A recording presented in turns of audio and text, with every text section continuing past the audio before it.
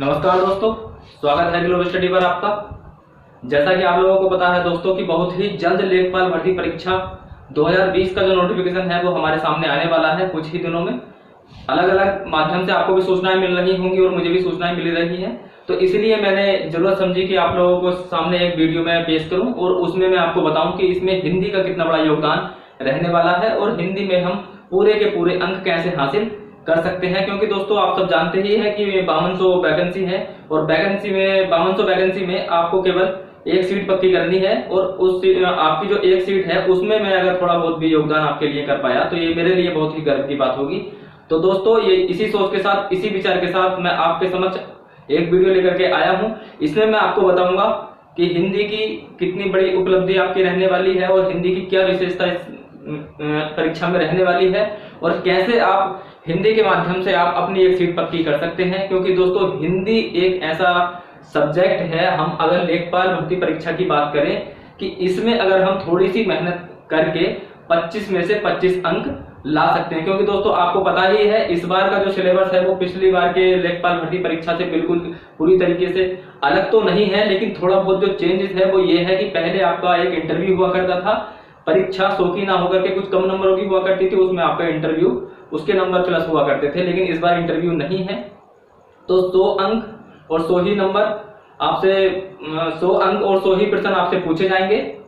एक प्रश्न जो होगा वो 1 नंबर का होगा, तो उसमें जो हिंदी का आपका योगदान है वो 25 क्वेश्चन उसके होंगे, 25 प्रश्न होंगे और उसके लिए आपको 25 ही नंबर दिए जाएंगे। अब ये आप पर डिपेंड करता है, ये आप पर निर्भर करता है कि आप किस तरीके से सही दिशा में आप पढ़ाई करते हैं और अपने पूरे के पूरे आप जो है हिंदी में नंबर लेकर के आते हैं। तो दोस्तों हिंदी का जो पृष्ठभूमि है, हिंदी का जो थोड़ा सा बैकग्राउंड है, उसकी चर्चा मैं आपको जब पहली वीडियो बनाऊंगा उसमें बताऊंगा बहुत हल्का सा, क्योंकि हिंदी भाषा का जो इतिहास है, जो हिंदी भाषा के बारे में हम पढ़ेंगे तब ज्यादा से अच्छे में समझ में आएगा।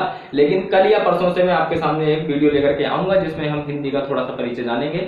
लेकिन ये जो मैंने आपके सामने लेकर के रखा है ये हिंदी के अंतर्गत लेखपाल भर्ती परीक्षा के माध्यम से अगर देखा जाए, अगर उस नजरिए से देखा जाए तो हिंदी का जो सिलेबस है उसमें लगभग इतना ही आपसे पूछा जाएगा, जैसा कि मैंने आपसे यहाँ पे लिख रखा है। कुछ बातें मैंने नहीं लिख रखी हैं, वो मैं आपको अभी समझाते हुए बता दूंगा कि मैंने क्या क्या नहीं लिख रखा है और क्या क्या आपसे और संभावना हो जाती है पूछने की।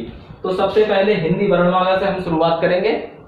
ये हमारी पहली या दूसरी क्लास होगी, क्योंकि पहली में जैसे मैंने बताया हिंदी का थोड़ा सा परिचय जानेंगे कि हम इस भाषा का नाम हिंदी ही क्यों पड़ा, कुछ और भी नाम हो सकता था, इसके पीछे क्या इतिहास है, क्या रीजन है, ये बहुत सारी बातें हैं। इंटरेस्टिंग कहानी है। जब पहली वीडियो बनाएंगे आपके साथ, आपके सामने मैं होऊंगा, तब और ज्यादा इंटरेस्टिंग तरीके से हम इस चीज को पढ़ेंगे। तो हिंदी वर्णमाला से हम शुरुआत करेंगे। उसके बाद शब्द भेद, वाक्य भेद।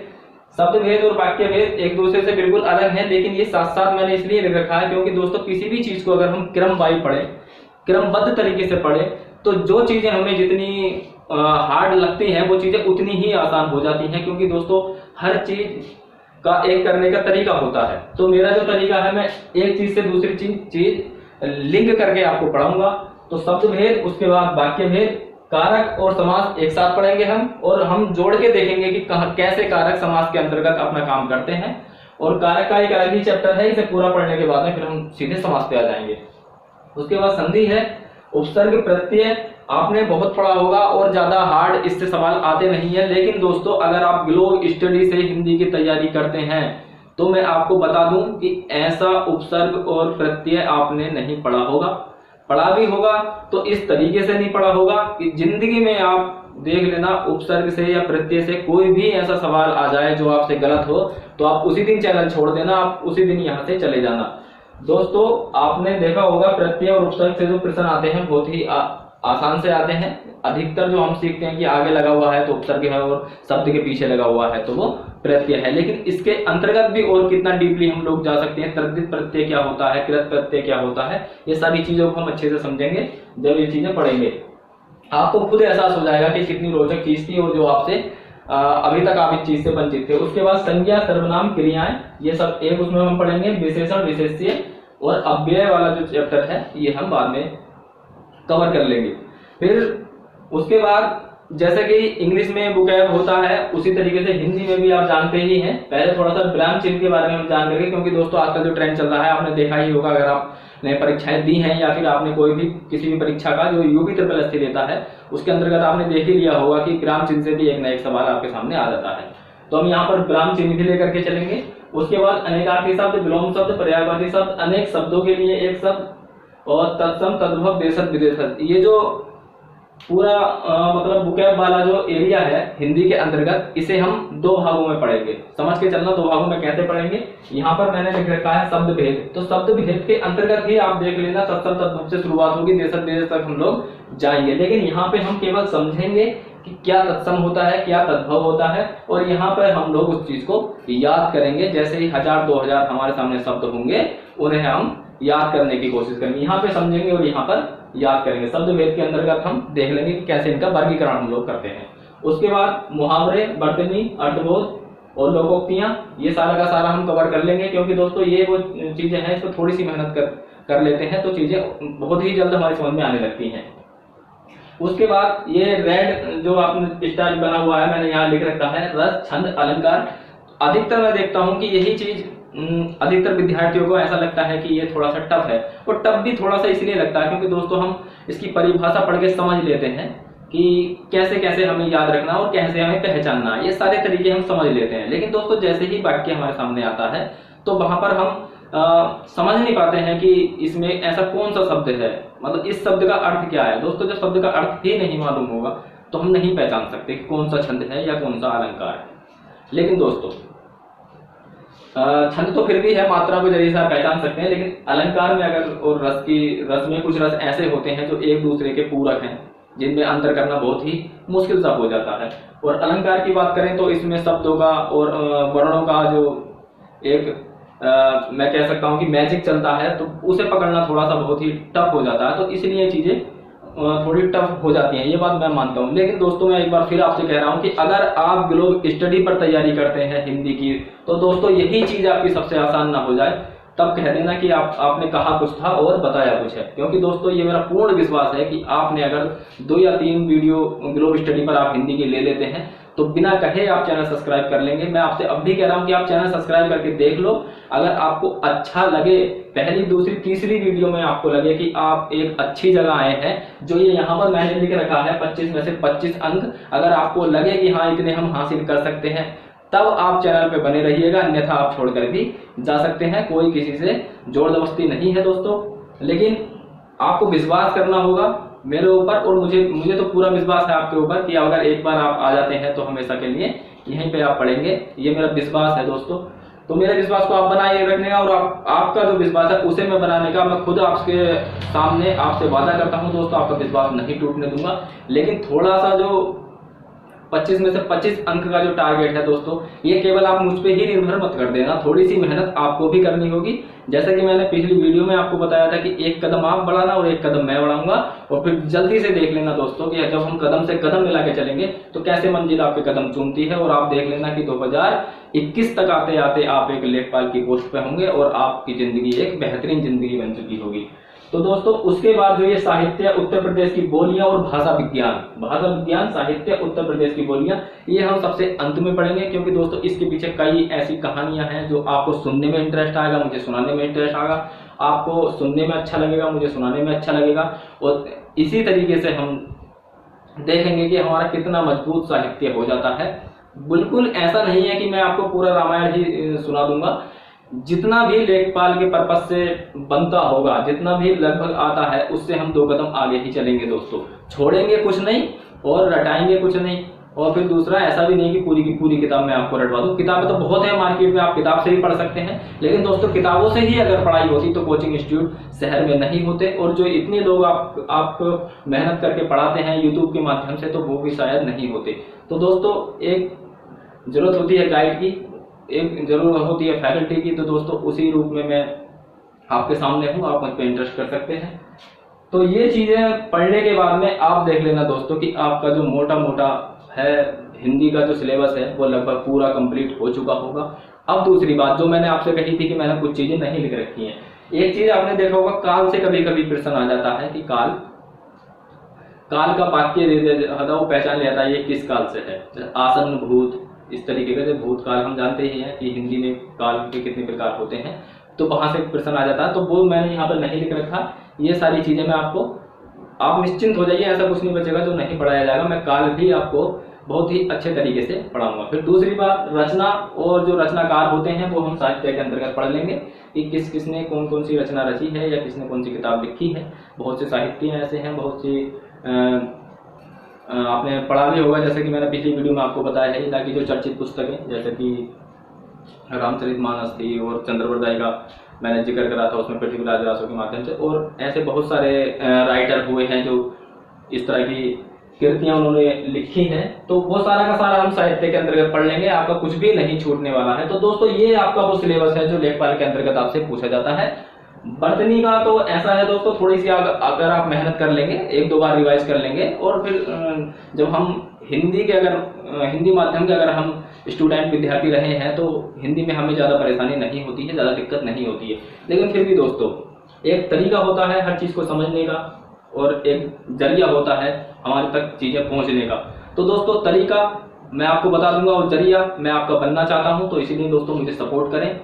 विश्वास दिलाता हूं दोस्तों एक बार फिर कि आप 25 में से 25 अंक आप हिंदी में लेकर के आ सकते हैं। मैथ की जो क्लासें हैं वो सुचारू रूप से चल रही हैं, आप वहां पर जाकर मैथ की क्लासें ले लीजिए दोस्तों, क्योंकि दोस्तों मैथ इतने अच्छे से समझ में आ रहा है। क्योंकि दोस्तों जैसा कि भले ही मेरे फॉलोअर्स कम हैं, लेकिन उनका जो मुझे प्यार मिलता है तो मुझे काफी अच्छा लगता है। मुझे लगता है कि मैं भले ही कम लोगों के पास जा रहा हूं, लेकिन इस बात की खुशी भी होती है कि जितनों के भी पास जा रहा हूं कम से कम मैं उनकी उम्मीदों पर खरा हूं। मुझे आज तक कभी किसी ने गलत नहीं बोला है, अभी तक तो सबकी समझ में आया ही है। तो इसलिए दोस्तों ये मेरा विश्वास है कि अगर आप ये वीडियो पहली बार देख रहे हैं, अगर आप ग्लोब स्टडी पे पहली बार आए हैं, तो दोस्तों आज ही ग्लोब स्टडी यूट्यूब चैनल को सब्सक्राइब कर लें। उसके बराबर में जो बेल आइकन का बटन आता है आप उसको क्लिक करके ऑल में सेलेक्ट कर लें, जिससे कि दोस्तों सारे नोटिफिकेशन आपके सामने आ जाएंगे वीडियो पे, और आप भी बहुत ही अच्छे तरीके से इसका लाभ उठा पाएंगे।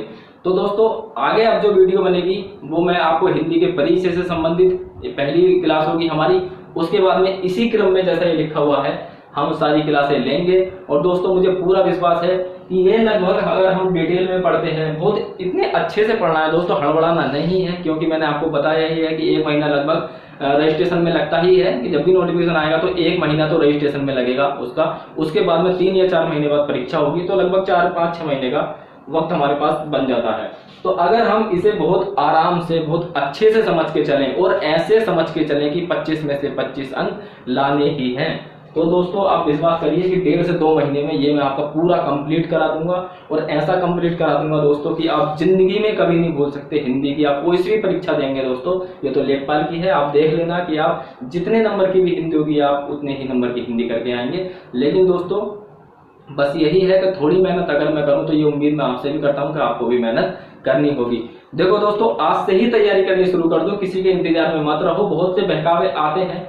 अब मैं आपसे एक बात और कहना चाहता हूं कि कुछ लोग ये भी कहते हैं कि मतलब अभी लॉकडाउन नहीं खुला है और बढ़ सकता है। ठीक है बढ़ सकता है, ठीक है नोटिफिकेशन नहीं आ रहा, मैं एक बात मानता हूं। जरा आप अपने मतलब खुद ही दिमाग लगा के सोचिए कि अगर चलो मान लीजिए नोटिफिकेशन नहीं आया, तब आप क्या करेंगे? आपके पास कोई जरिया है? अगर आपके पास पहले से ही कोई जरिया है, अगर आप हल्के में ले रहे हैं, अगर आपको पढ़ने का मन नहीं है कि यार ठीक है लगती है तो ठीक है वरना हम बिजनेस कर लेंगे, तो ऐसे बंदों से तो मेरी कोई रोक टोक नहीं है। आप जो चाहें करें, मेरे हाथ जोड़ करके विनती है कि आप ज्यादा मेहनत ना करें इस तरफ। मैं केवल उन्हीं विद्यार्थियों से या उन्हीं दोस्तों को उन्हीं दोस्तों के लिए वीडियो है जो केवल और केवल बेचारे एक नौकरी का सपना लिए हुए अपनी आंखों में पढ़ाई कर रहे हैं। तो दोस्तों हाथ जोड़कर विनती है मेरी आपसे, किसी के बहकावे में ना आए। तैयारी तो आपको फिर भी करनी है, चाहे नोटिफिकेशन आए या ना आए। लेकिन दोस्तों अगर जरा सोच करके देखिए, आपने केवल उन्हीं जो कुछ बंदे होते हैं जो दिमाग में मतलब एक निगेटिव भावना हमारे पैदा कर देते हैं, आप उनकी बातों में आकर अगर तैयारी नहीं करते हैं तो जरा सोचो दोस्तों। एक बंदा वो जो आज तैयारी कर देता है और एक आप जो आज से 1 महीने बाद या 15 दिन बाद तैयारी शुरू करेंगे, तो दोस्तों कुछ भी दिन तो वो आपसे आगे रहा, कुछ तो उसने आपसे पहले तैयारी की, तो इसलिए कह रहा हूं दोस्तों, अब जितनी भी जल्दी तैयारी शुरू कर दें, ये आपके लिए ही फायदा है। नोटिफिकेशन जब भी आए आपको तैयारी ही करनी है, आपको तो नौकरी ही लेनी है। इसलिए दोस्तों आज ही सीढ़ी गणेश कर दीजिए, पेन कॉपी ले लीजिए और आज से ही